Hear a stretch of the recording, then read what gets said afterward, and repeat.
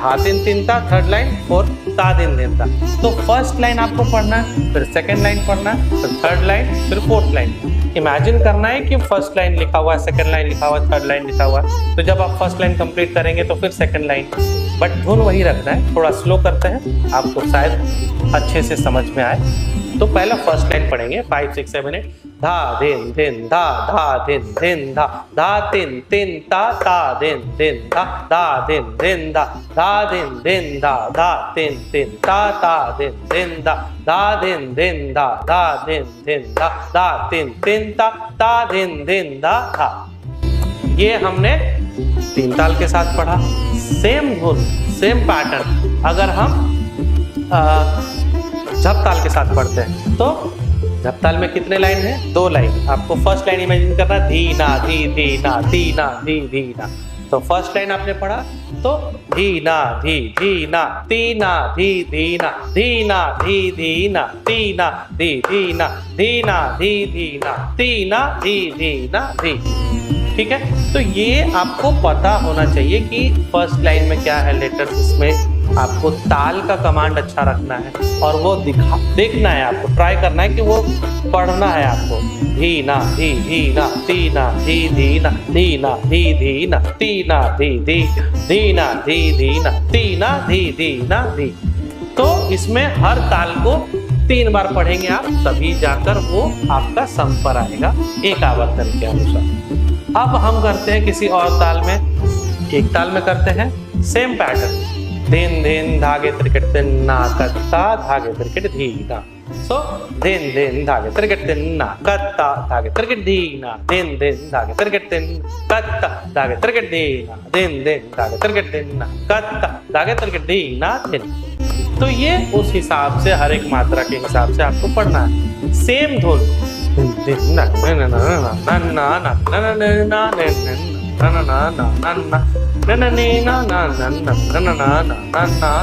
ना ना ना। ऐसे भी आप प्रैक्टिस करेंगे वो, क्योंकि दिमाग में ताल को रखना है और बोलना है उस छंद को, आप आराम से कर पाएंगे। नेक्स्ट करते हैं धमार ताल। कधीट धीट धा आगतीट तीट ता आगतीट धीट धा गतीट तीट ता आगतीट धीट धा गतीट तीट ता आग। सेम पैटर्न है। आप इसी तरह से आप कोशिश करें, पहले लेटर्स को पढ़ना है, फिर ताथी थी तक के छंद को, फिर आप ताल के छंद को पढ़ेंगे। तो ये 3 स्टेप्स हैं बस।